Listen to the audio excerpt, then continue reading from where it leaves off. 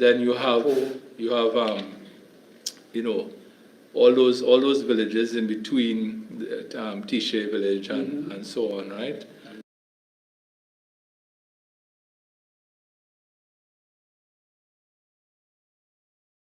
Most famous British admirals in the 19th century, and rescued, or he took command of a slave ship because the British Navy had outlawed slavery, and he found a slave ship in the middle of the Atlantic and decided to bring the slaves to his estate in Trinidad, which is Cochrane had an estate in Trinidad, which I believe he was gifted by the Crown for his efforts and so on. And so there's a lot of history.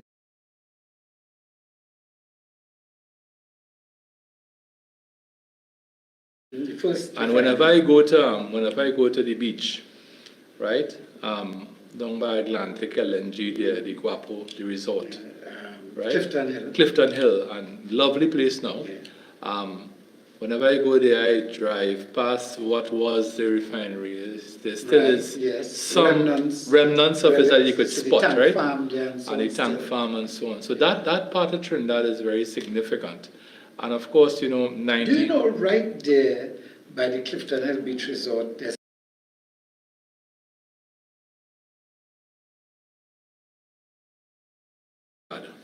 is that we don't know who we are, right? Because we don't know our history. correct? Right? And we've destroyed our history, right? I remember when I was minister, we found a map called the Kugler map.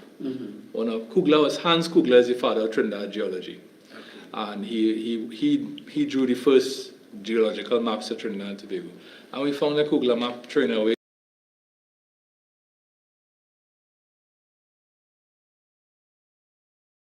Office and put a sign saying what that map is. But that's our history. So part of the problem here is that we don't know how significant we are. And that's because we don't know our history. We don't know the role this country played in the Second World War. We don't know the role the country played in the First World War. People don't know about 1970 and the significance of 1970, how it changed the socio-economic trajectory of the country. Correct. People don't know about last more sensitized, and that's something which I do quite a lot of, try to explain the history. I just contributed to a chapter in a book which is being edited by Dr. Botiwari and Professor Roger Hussain on the history of Trinidad and Tobago since independence. I wrote the energy chapter in the book, and other prominent persons wrote other chapters, right? But it should be out this year. Where did you grow up, Kevin? I grew up in a place called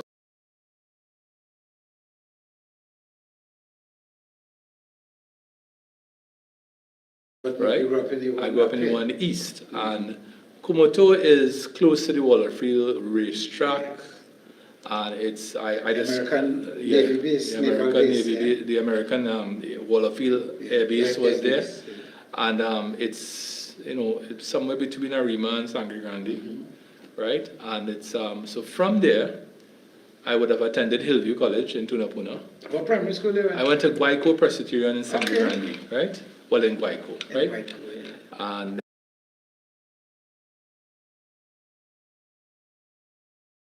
a big shock. Right. Culture shock. You go to Tunapuna in 1983. This is the big city, right? Right. This is a big town, right? Yeah. When I hear Tunapuna, I get an imagery in my mind of a big town. Yeah. And then after Hillview, I went to university and I stayed there for many years, obviously. At St. Augustine? At St. Augustine, yeah. Stayed there for many years. Got involved in all sorts of activities on campus, guild politics.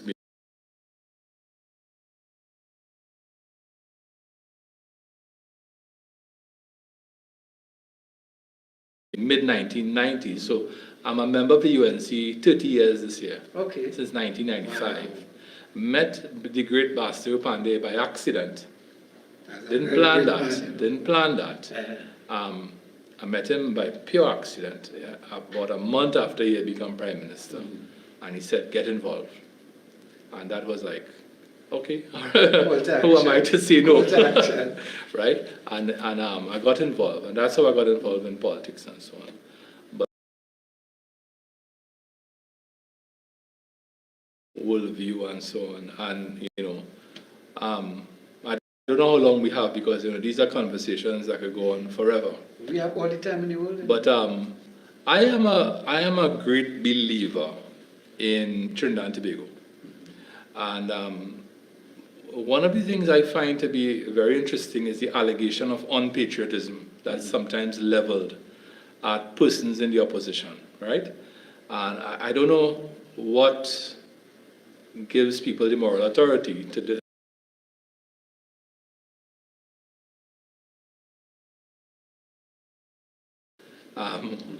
All my bank accounts are here. I have no bank accounts outside. Nothing even in Tobago.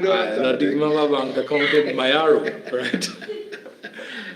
And so I mean, I've been here building this country. My parents built this country. What did your parents do? My parents were, my father was a public servant, and my mother is a retired principal, right? So very much I would describe that as middle class, right? And they would have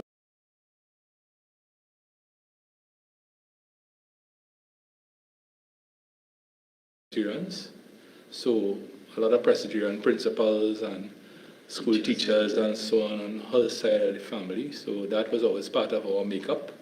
And so I've always held a view. And if you ask me what bothers me, what bothers you? Don't tell me. I think this country's potential. Don't tell me. My friends, we're going to take our first break right now, right? We got a little bit of Kevin's history.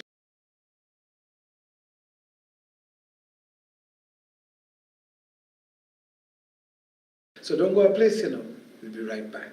And that is...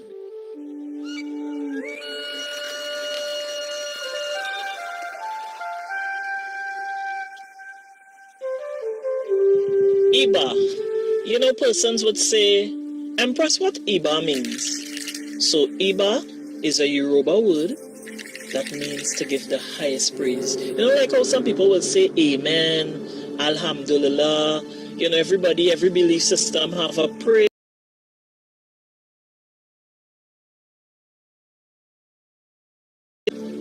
Is an inspiration, a gift that was given to me by my ancestors to celebrate the divine feminine energies of this universe. To celebrate our mothers, our grandmothers, our great-grandmothers, all women as a matter of fact, even the divine feminine energies in men, because they too possess that divine feminine essence, and without them there is no balance. So that's the whole concept behind Iba.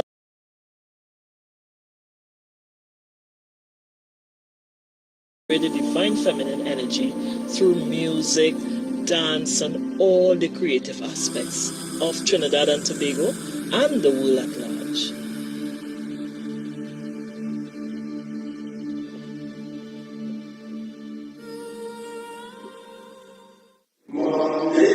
Million Laughs Production presents a 10-year anniversary celebration like no other. It's Million Laughs Monday. Monday, February 17th. Queen's Hall.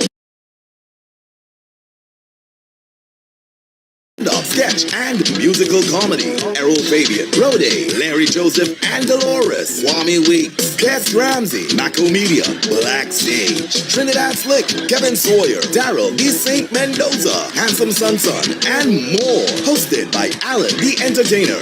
Million Laughs Monday. Fun for the entire family. Plus win up to $10,000 in door prizes. Tickets are $250, but grab yours before January 30th for just $200. Get your tickets at advertised outlets and visit social media for more info. Million Laughs, 10 years of comedy gold. Be there.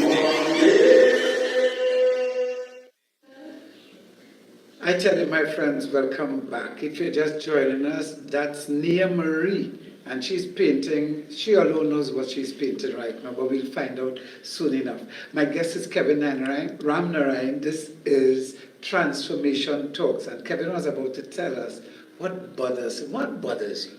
What bothers me the most about Trinidad and Tobago is that here is a country that has every single resource that a country could be endowed with. Right. Think about it. Warm,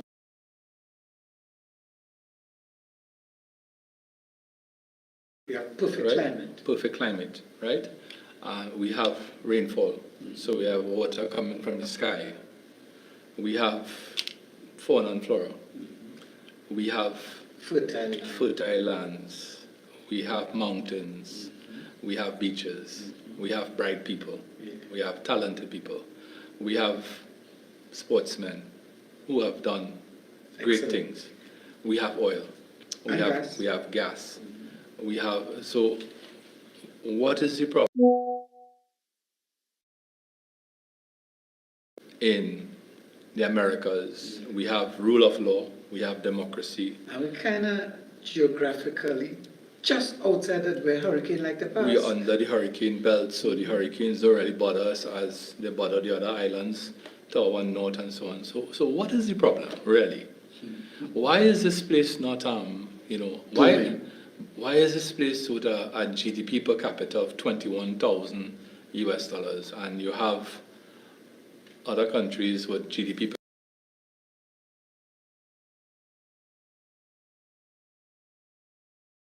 murders per annum now on a regular occurrence? Why do we have to call a state of emergency to rein that in, right? So why do we have violence in schools? Why are our schools underperforming and so on? So all these things are, these are things that clearly something is wrong Something is not somewhere, because you have a wise gentleman who I wouldn't call his name. He told me something profound once. He said, when God gives you everything and you squander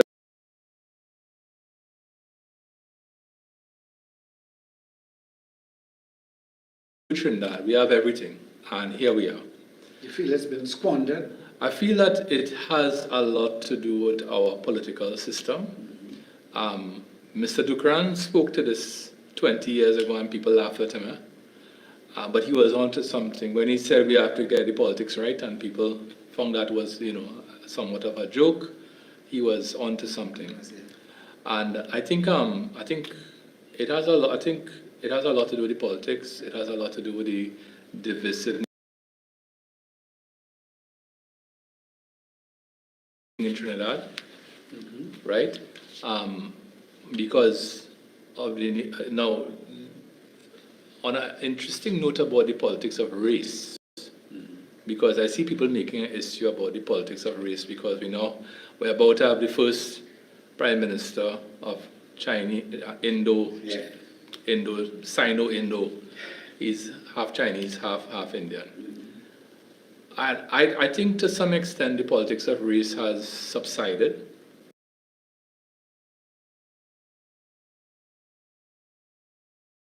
There are a lot of African people in the UNC, and I see a lot of mixed people in both parties. So I think it's not what it was in the 1960s, if you remember.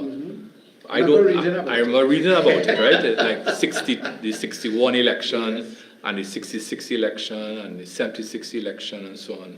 It was out there.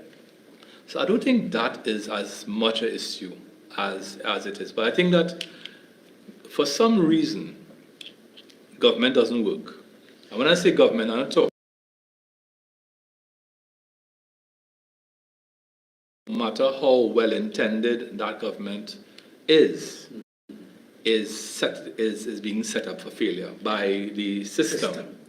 And by the system, I mean the public service.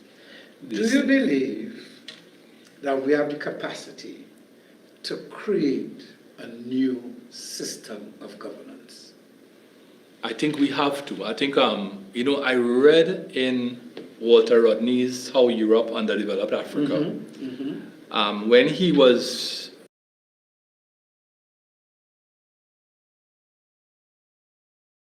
around that time, because he was lecturing throughout Africa and so on.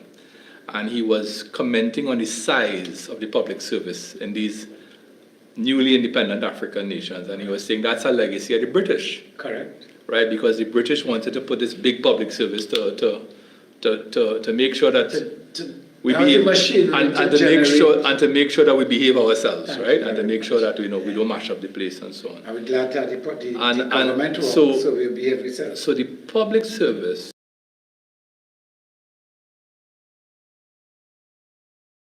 we need, I think, as a country, and the police service too. So I think those things have to be restructured. But it Right. is the engine room of the running of the country as it is. It is, and But we've outgrown or we've surpassed that place where we need that. yeah. We need to look ahead and see what is it that we really need to run this place in 2040 and 2050 and beyond. Right. Approval to drill an oil well in Trinidad. Right. You have to jump through so many hoops. You have to get, I think, about 30-something approvals. You have to go to all these different agencies and so on. By the time you get to all these things, 2 years gone. Right. The oil still, the oil in the ground. It should be. The money has it started should. spent. The money is in the ground Yeah. as oil. It hasn't been produced to become revenue to pay for schools and to pay for salaries and so on. So we have this inherited bureaucracy, and but they have left us with this bureaucratic system of governance that sets up everybody to fail. It retards everything. So that's one issue I think that's keeping us back. And the second issue is the issue of oil and gas. Now, oil and gas is a blessing. It has made us who we are, and it has afforded us a standard of living pretty well compared to our peers in the Caribbean and so on. But it's sort of blind.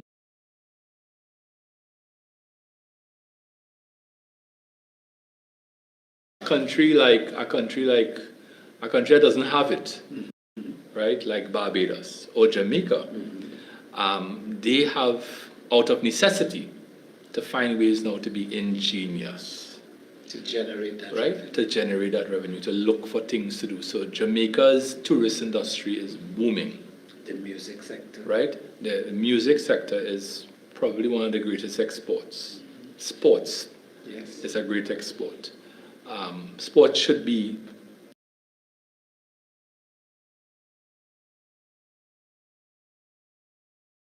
metals. Gold. and that. Gold, right? So Barbados is under Mia Motley, and I'm a fan of Mia Motley. I have to Yes. put that on the table, right? Because I think she's authentic. That's the first thing that comes to mind. I think she is authentic, and I think she is for Barbados first, and Barbados is doing well. Well, I'll have you know, Bajans are watching you right now. Oh, good. We're live throughout the region. So then, of course, we know the story of Yes. Suriname is going to join Guyana in that oil and gas. So the region is moving ahead. Correct. St. Lucia is doing pretty well, right? So the region is moving ahead because they have to find, they don't have, well, but for, except Guyana, they now have oil and gas. So we've been sort of blinded to the opportunities that might reside outside of that, right? I've always believed that our maritime sector is a big sleeping giant Right. that we need to is another sleeping giant Yes. that we need to awaken and so on. So Trinidad's potential has one of the things that has It's endless. taken us forward, but it has also blinded us to the possibilities of a different tomorrow is the oil and gas. Let me ask you, is there anything preventing us from doing our own exploration for oil and gas? No. Why do There's we- nothing preventing us from doing that. There's nothing preventing But we it. It's a seem- high risk, high Yeah. capital.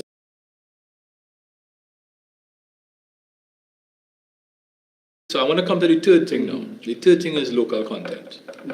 And by local content, I don't only mean oil and gas industry, everything. Media, Media, fashion, everything. film. So if you go to there are certain countries where they are very militant about local content, Brazil being one of them. Correct, is right. Right? So if you bring a ship to work in the oil and gas industry, a supply vessel to work in the oil and gas industry in Brazil,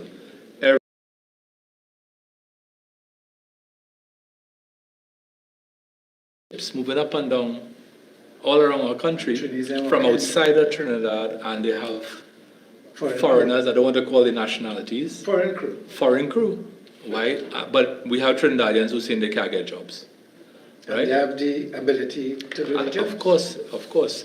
So local content is the third.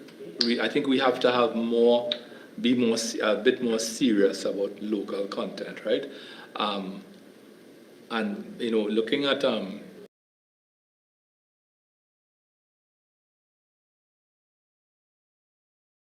identify what on that plate has come from Trinidad and Tobago. And I don't think probably the pepper sauce might be the only thing, right? But the rice and Imported. the dal, if you have dal, the onions, the potatoes, the garlic, the meats in a lot of cases. We import chicken into Trinidad, right? We import eggs, we import honey. And even the chicken industry, the feed and so on, all that has to be imported, right? So local content.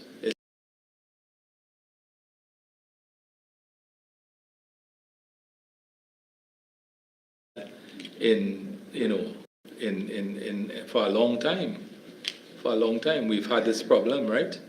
And that's a problem of law enforcement and rule of law and so on, right? I think the good money is have something to do with it too, because it's almost as though crime is like an economic hub.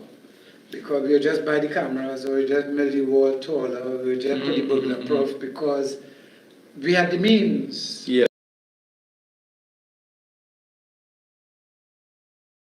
The problem is that we don't define the problem.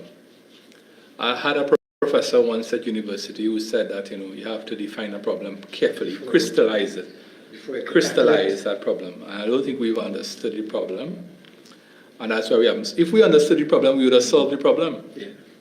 So the fourth thing now, of course, is crime, because no country is going to move forward with 620 murders a year, and anybody who has done in our 1.4 million population. So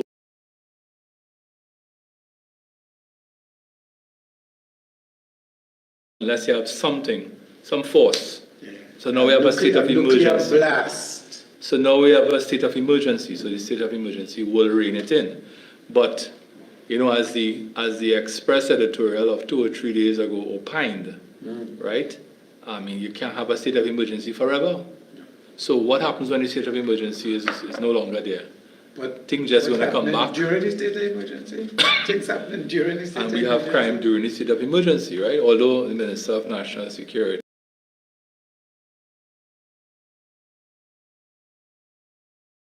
you can't have a state of emergency forever. So you have to understand what causes crime.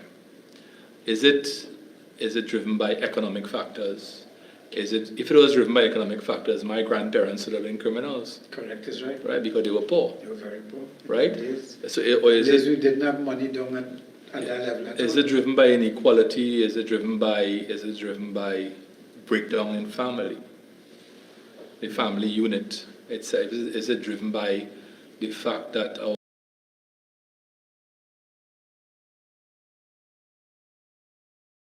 we spoke about some very good high schools at the beginning of the program, but they represent the apex of the pyramid, right? But is it that a lot of high schools are just holding days where you have children coming from 8 in the morning and leaving at 2:30, and so we have to look at the education system, right? We have to consider things like the introduction of music in schools. Teaching children music has been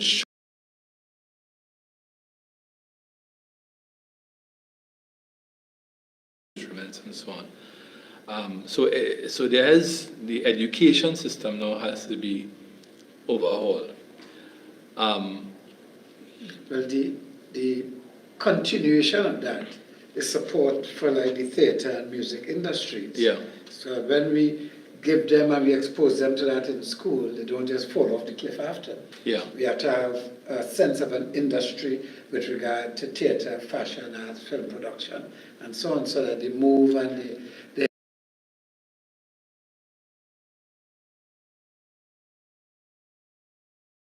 from South Trinidad would know that culture in San Fernando, with arts and so on, is very pronounced. yes. In San Fernando has produced a lot of artists and mass men and so on, right? So that the education system is another factor. That has to be overhauled. I don't think that government could get into the home and make people better parents, right? I don't think that is the necessarily role of government. That might be something for the churches and the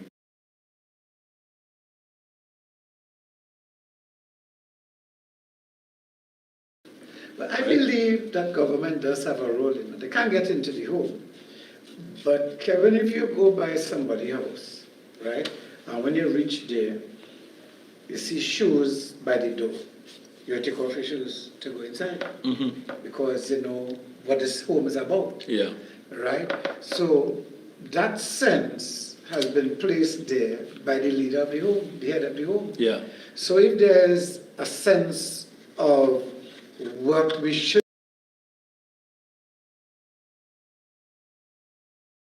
that the government is putting out and so on in place, we'll have a sense of where we are and who we are. You said the first thing we have to know is who we are. And if we have a sense of where we're being led, I think it's just natural that the communities and the homes and so on, the schools and the workplaces and so on will start moving towards that. But it has to be articulated. We must see it in how canvassing happening. We must see it in how we are spoken to and how we are addressed by our leaders.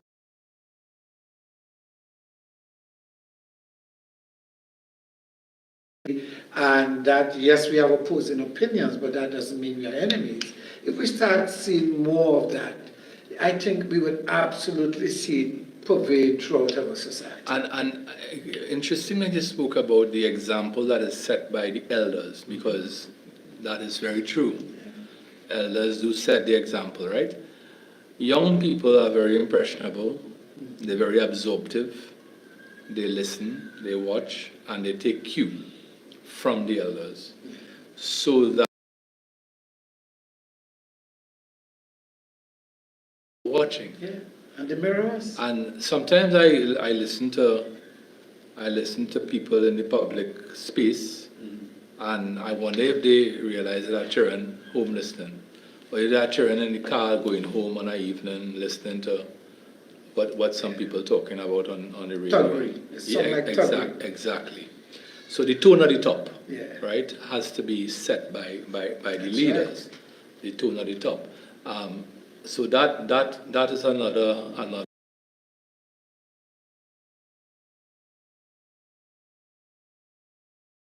And when you walk into a classroom, all the students stand up, Yeah. And right? say, good And morning, they, sir. good morning, sir. miss." Good morning, sir. Good morning, miss.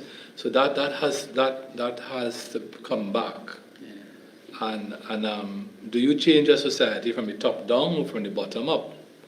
Top down. I think top down. Top down. Has to be a starting point, you know. So those are some of the things I think have held us back. Okay. Have held us back, and I think but I think that we have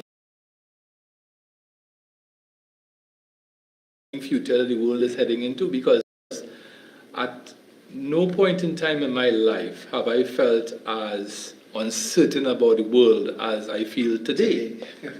Right? Because we have a war on European soil, right? Wars on African soil. Wars in Africa, in the Sudan, and so on.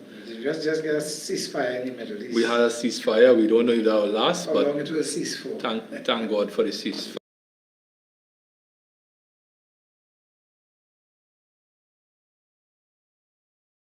can't remember, H something. HMPV. HMPV, right? So you have artificial intelligence now. And you have the guy who is considered to be the father of artificial intelligence, who won the Nobel Prize recently. He was saying that frightens him. It scares him. He said because for the first time in the history of mankind, there's something on earth smarter than man, right? Which is something we create. So there's artificial intelligence. I mean, today I had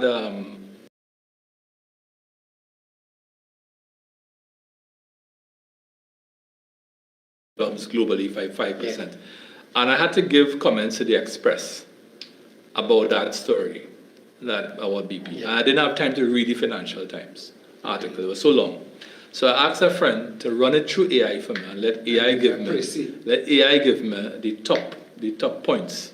And within a few seconds, I get a WhatsApp on my phone, a summary of the article by AI, accurate, right? So that's where we are now in the world, and we have drones.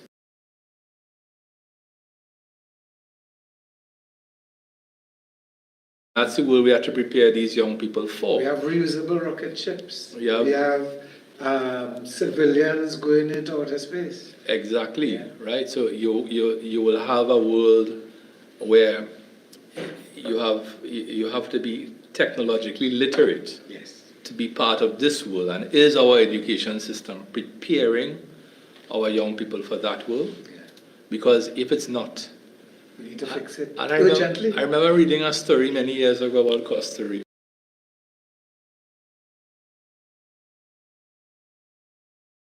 In Latin America. Costa Rica is a developed country.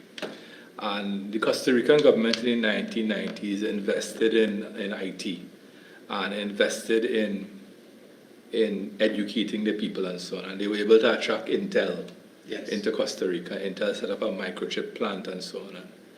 And the guy who was writing the article said, while the Costa Ricans were making microchips, the Guatemalans were sewing buttons on shirts. Right? Because one country's leader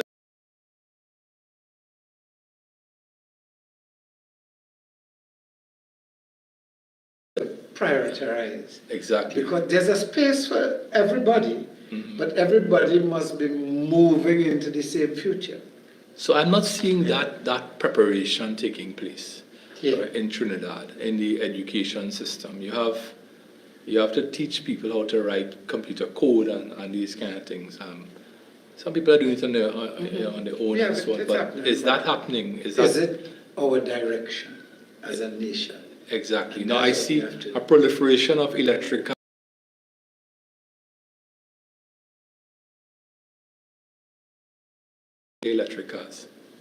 Are we teaching people how to get into the brain box and these those sort of conversations have to happen. So there's this world that's unfolding before us that to me is a frightening world. I mean, I suppose frightening might be a bit extreme, but I'm no longer young. I don't classify myself as young, but I think it's a world that we have to prepare everybody below the.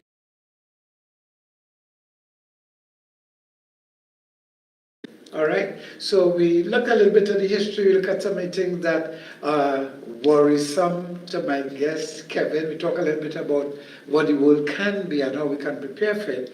But when we come back, we're going to talk and jump into a bit of that beautiful Trinidad and Tobago that is ahead of us that Kevin can see. All right, Nia Maria, are we doing any back there? Wow. Pretty good, I like to see. All that happened in the last half hour. So my friends, don't go up.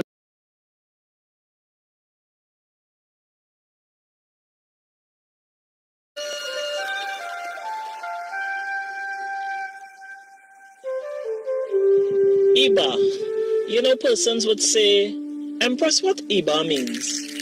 So Iba is a Yoruba word that means to give the highest praise. Like how some people will say Amen, Alhamdulillah. Every belief system have a praise.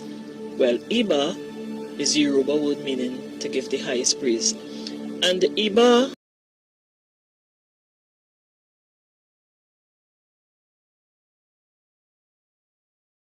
this universe. You know, to celebrate our mothers, our grandmothers, our great-grandmothers, all women as a matter of fact, even the divine feminine energies in men, because they too possess that divine feminine essence, and without them there is no balance. So that's the whole concept behind IBA Music Festival, is where we gather to celebrate women, to celebrate the divine feminine energy through music.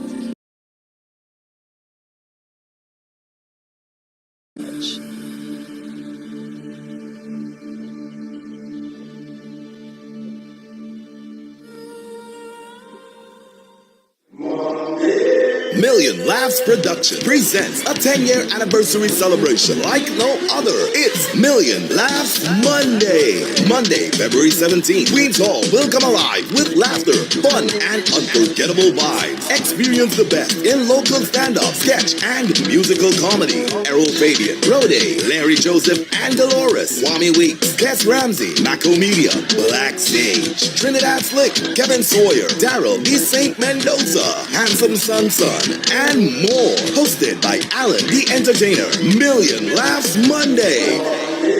Fun for the entire family. Plus win up to $10,000 in door prizes. Tickets are $250, but grab yours before January 30th for just $200. Get your tickets at advertised outlets and visit social media for more info.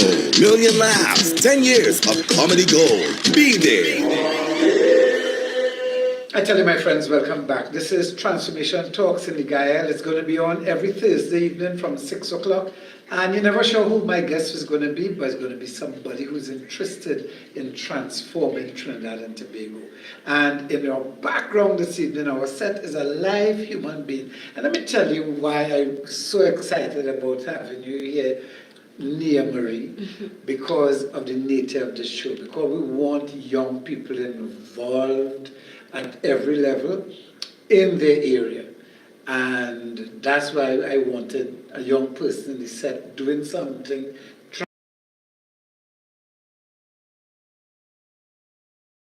doing.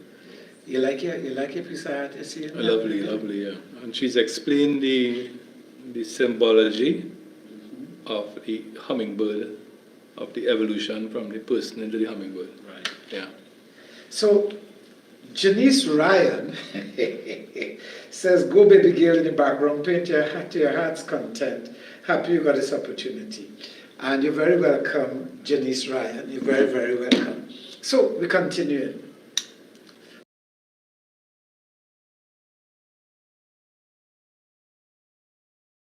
And I like to always add into the region, because we're not at all in isolation here. We're very interdependent.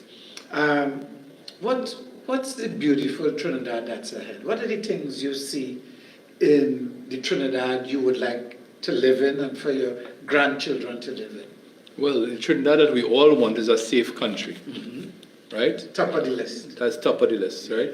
If you speak to people who are now in their 70s and so on, they will tell you about the 90s.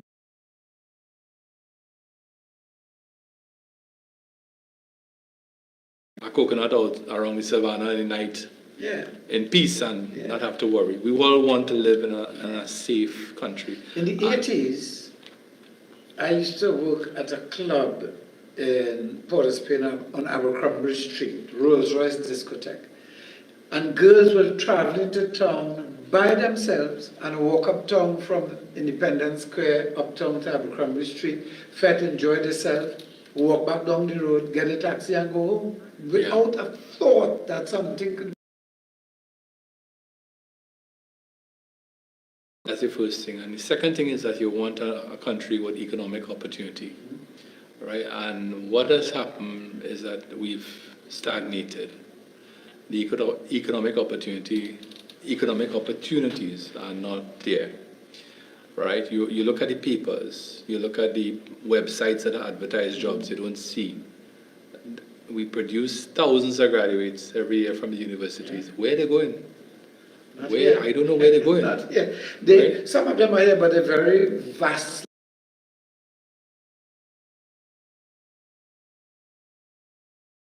Lunch for for public servants, right? One of my daughters, with her masters, used to be scheduling cars for, where does do that? Building cars for servicing. Yeah. And she was more qualified than her supervisor, her manager, and her general manager. And she was scheduling people to bring in the car to service. So how do we do that? We do that, the state or the government has to recede.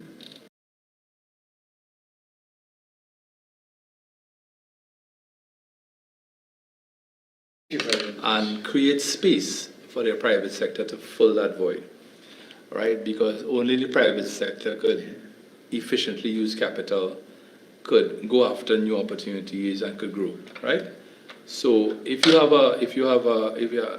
crowd out the private sector now, yes, that's one of the things that we've done. We've crowded the private sector out, right? So you have the government owning hotels. The government owns the Hyatt and the Hilton. The government has Magdalena. The government has commercial radio and television.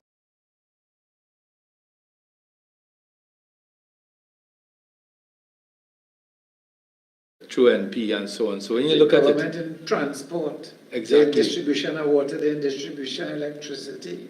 right? So so the government we have to pull the government out of business and let the government focus on governance, Which is facilitated. which is facilitative, and that is fundamental to creating new economic opportunity, right? Fundamental to that too is that I have, as I said, I'm a patriot, and I believe in the people.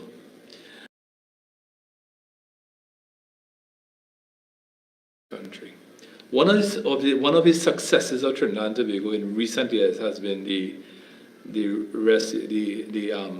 revival of the cocoa Estates. the cocoa, the chocolate.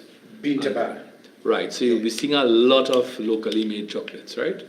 And you will be going to London and seeing Trinidad chocolates in Harrods. I've seen Trinidad chocolate in Harrods, right? Yeah. So we have that is being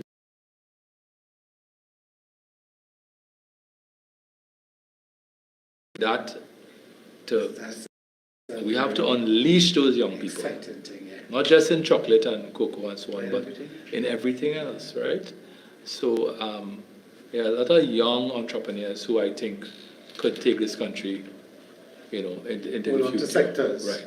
I mean, it's the same way that you had in the 19th centuries. You had young men in garages in California tinkering with computers, and that led to Apple and Microsoft.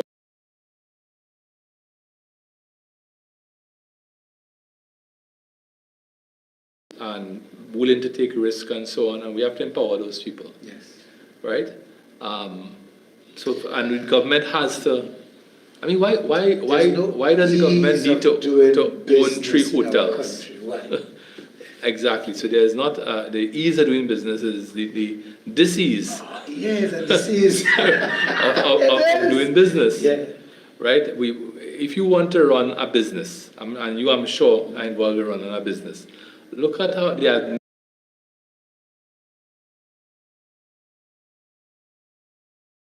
Pay green fund levy, business levy, Just corporation doing tax, returns. VAT, annual It's as though every annual year returns. They shift the goalpost. They Right. keep shifting the Right. goalpost.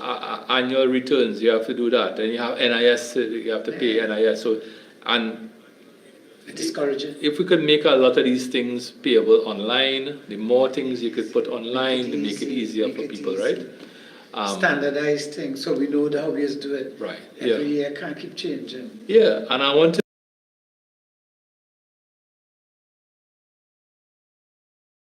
the filing of documents and so on with the courts and so on is all online, Right. right?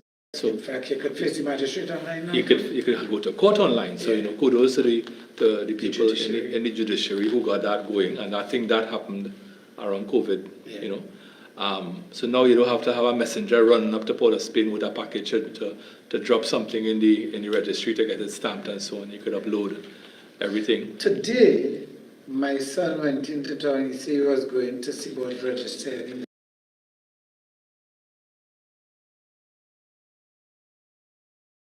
find something, you say, no, I see about everything online already, it wouldn't take long. And I like, yeah, right, you don't know.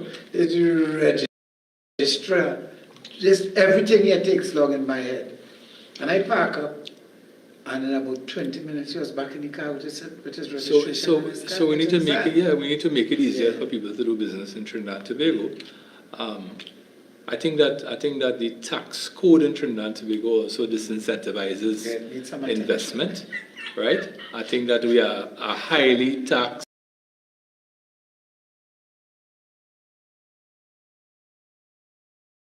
I went to Gran Canaria, which is part of Spain in the Atlantic Ocean. And you got around a lot, don't but this was before COVID. Before COVID, I used to travel a lot, right? After COVID, people just like to invite me to Teams meetings, right? Teams and Zoom. So I went to Gran Canaria about 5 or 6 years ago, and I saw the port, and I went there, and they have big oil and gas service industry there, huge.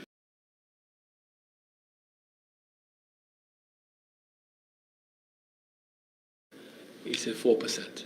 Oh my God. I said 4%. I said, so how will you make money, man? How will you make money with 4%? He said fees. Right. He said they charge people boating fees. The government charges fees for everything. So they see that as a more efficient way, Of course. and a more fair way to collect revenue, right?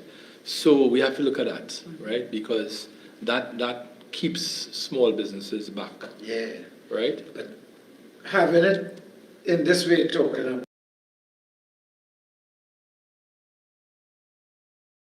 so that if it is, the government just close whatever it is, the 63,000 businesses in Trinidad, take them out to register of the register of businesses. Because they won't file annual returns? Yeah. Okay. And that's a serious thing, but yeah. why didn't they know? Mm-hmm. You could, make it easy. Yeah. Make it easy, make it easy, make it easy. Did I say make it easy? Make it easy.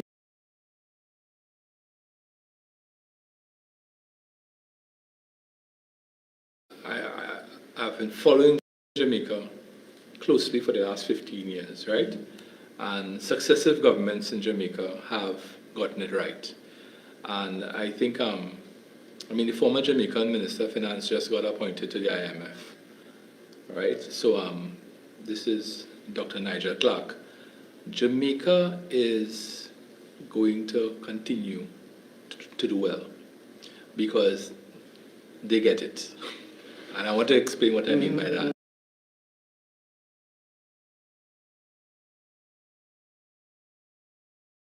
When Michael Manley made that famous statement, Jamaica is no place for millionaires. Right. And anybody who wants to be a millionaire, there are 5 flights a day to Miami. Something to that effect, he said. And then he came back in the 1990s as Prime Minister. He said, you know what, we need to change the way we think. And he had changed, right? He had changed. Transform. Yeah, transform. And something similar happened to Dr. J. Gunn. He was, pro-communist and so on in the 60s and 70s. And when he came back in the 90s,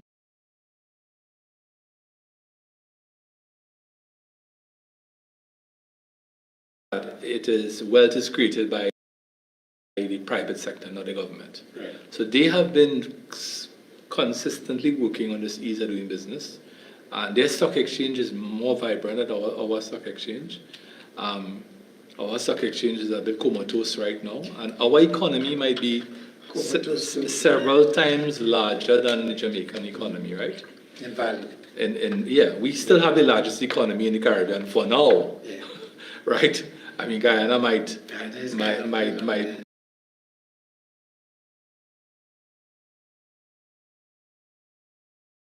You have to inject that vibrancy back into the country. Now, one of my friends in the IMF told me that when they go to a country, they do the taxi driver test. Okay. Now, the taxi driver test is a fantastic test. You should try it. The taxi drivers who work from the airport to the hotel know quite a lot. Right. Because they in the thick of things. That's right. And they're driving very influential people around, and people talk to them.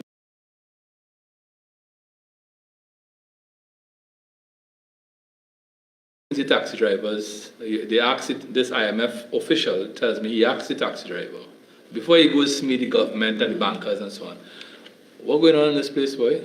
what exciting going on in this place? And the taxi driver would say, boy, this place dead. You know, or the taxi driver would say, man, big thing going on, boy, they're building a big hotel and a big casino and so on. So if you were to ask the taxi driver from Piaco to Port of Spain, what is going on in this place? There's nothing exciting happening in the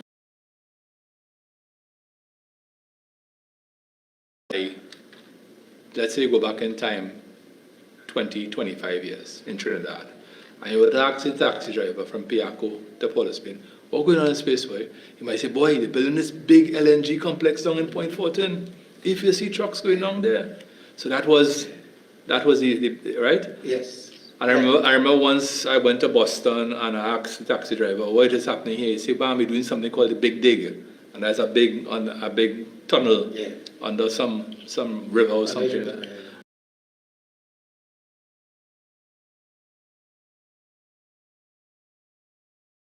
And that, you know, things are fantastic and booming and so on. And the fact is that the economy is stagnant. It's not creating opportunity for people like our good friend here, right? It has to create that opportunity for the young people that we keep pushing out. And what we're doing is that we're creating a frustrated group of young people because they're coming out of tertiary education with qualifications, master's degrees. Some of them coming out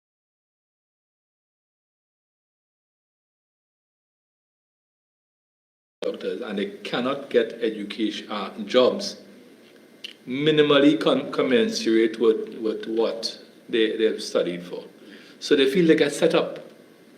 They feel that they were sold a story that if they go to school and they study hard and they come out, they'll get a job, they will get married, and they'll have 2.5 children, 2 SUVs and 2 Pompex and a nice house in a middle class area, and they'll live happily ever after, right? And it doesn't work out like that.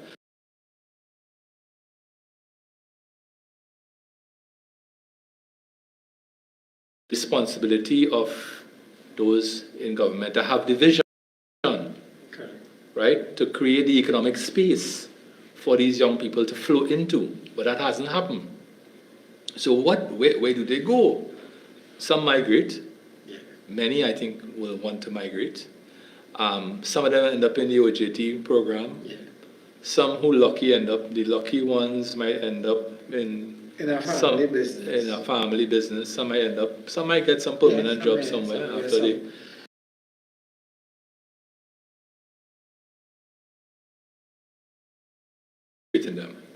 Frustrating them. And what we ultimately doing here is creating human capital for Canada and the United States. You know what happens to some too? They come out with an energy and end up in a public service that is going at 10 miles per hour.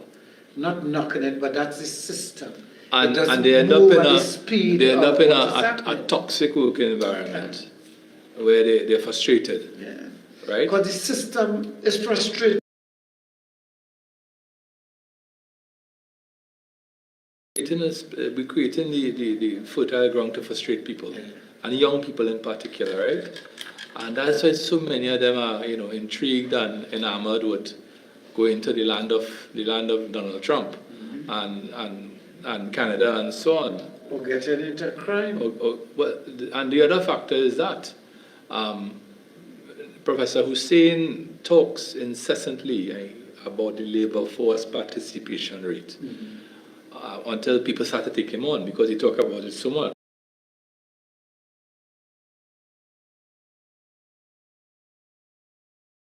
And by the labor force, we define the labor force as, you know, people who are under the age of 60, I believe, and above the age of 17 or something like that. People. So we eliminate the people who should be in school, and the people who should be retired, and the people who should be and people who are incarcerated, and that's the labor force. From that group of people, I think there's only something like about 58% of them actually in the labor force. And that number is shrinking. So where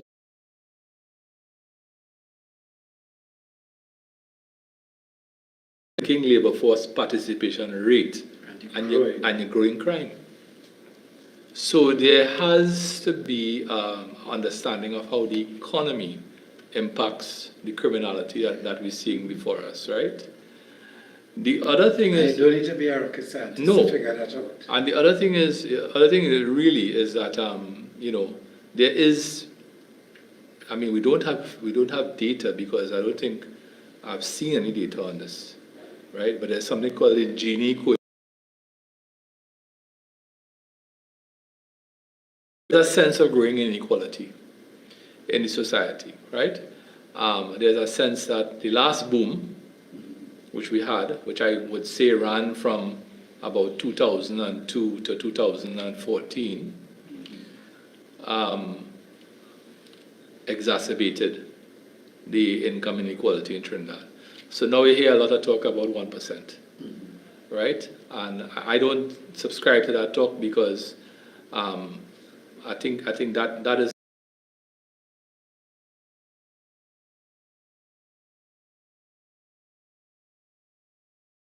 Singapore. The way to deal with inequality is to plow money into education and health. Develop your human capital. Plow money into education and health and develop the human capital. So if you look at anybody if you look at any family over the last 60 to 70 years in Trinidad, and you look at how they came out of poverty, it is a lot of them did it through education, right? Some of them did it through land.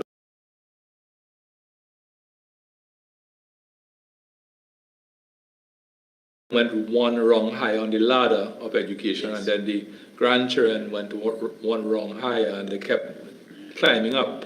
Agriculture may have suffered a bit as a result of it. It did. But at the same time, yeah. The wealth did come to the folks. It did. So that dealing with income inequality really is. I mean, there's some socialist countries who believe that the way to deal with it is to make everybody equally poor, mm-hmm. Right. Right. And that's how you arrive at equality.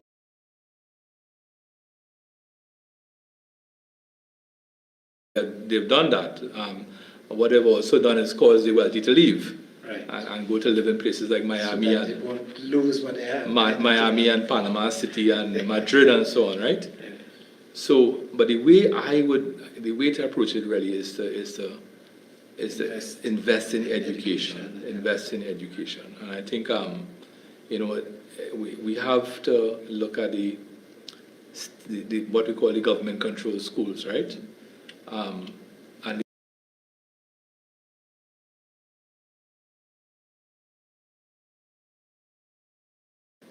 right?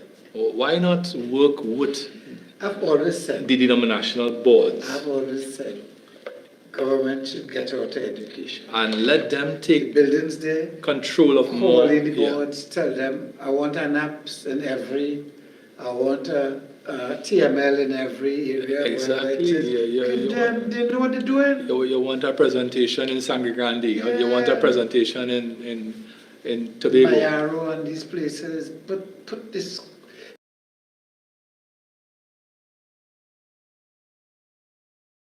They want to work against them, but I'm saying work with them, right? If they have done it successfully. The Bishop and Stays. Yeah. Yeah. So those are some of the things that bother me. Yeah. That bother me, and I'm now 52. You just reached. Yeah, I just reached. Right? I just landed. I'm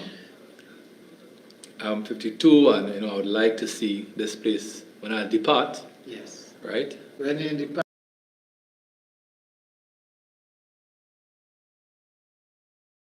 It should achieve, Okay.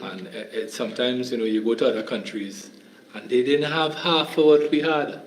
Things nice. And the place looking, orderly and so on, you clean, maintained. Yeah. Yeah.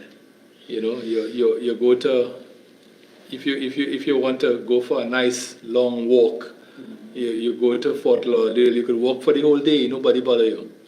Yeah. All over the place. I want that too for Trinidad. I hear you. Right? So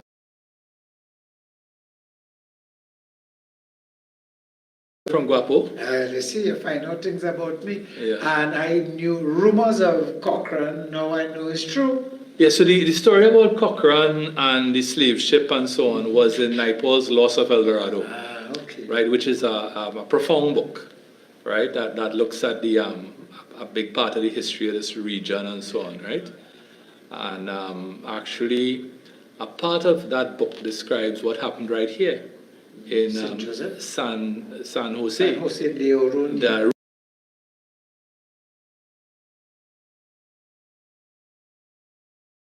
governor of San Jose, and he wanted to. So Trinidad was a base for the Spanish to explore the South American mainland. But it wasn't interested in nothing else in Trinidad. Trinidad was bush, right? And they were looking for El Dorado. So that's why Naipaul calls the book The Loss of El Dorado, right? So Trinidad was the base for the Spaniards to go and look on the mainland for this city. The city of The gold. city of gold. And of course, Walter Raleigh was part of that story too, because he was what they call.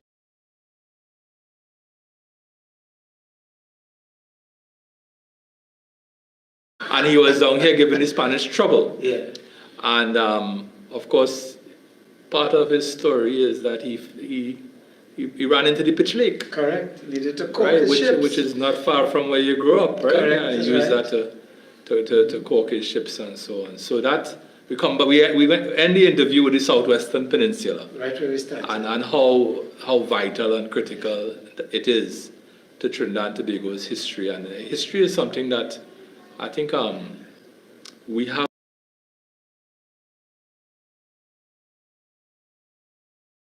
Too many people like Nia Marie don't know what happened in 1970 in Trinidad and Tobago because they don't teach them it in school.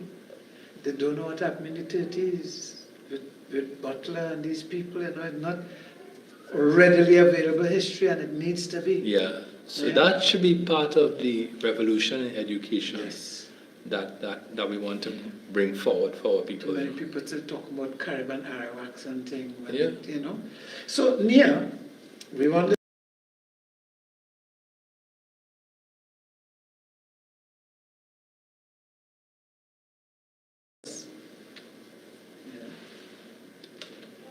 Lovely. Wow! Nia Marie, this is amazing. Yeah. All right, it's wet. Yes, it has to dry. It needs about, All right. and it's about an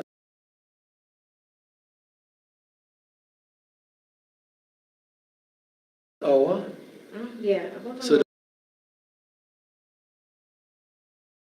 does it have a name, the painting? Yes, what is its name? That's what they call transformation. Transformation. Okay, great. And this So- is the land of the Yes, for joining us and being our first young artist. I don't know how many more I'm going to find out there to come and sit and paint, but we'll keep looking. And thank you so very much for joining us right here in the Guile every Thursday evening at 6. We'll have a transformation talk, and you'll be welcome to sit in with us. You know, last week I opened the phone line, I have the phone here, and I never opened the phone line. We were having such a good conversation.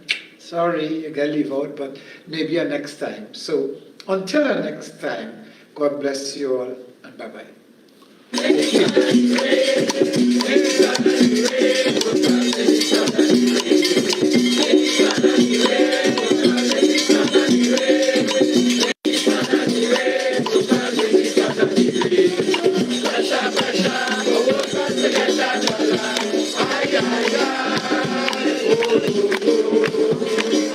Behold, behold, I just want to scream.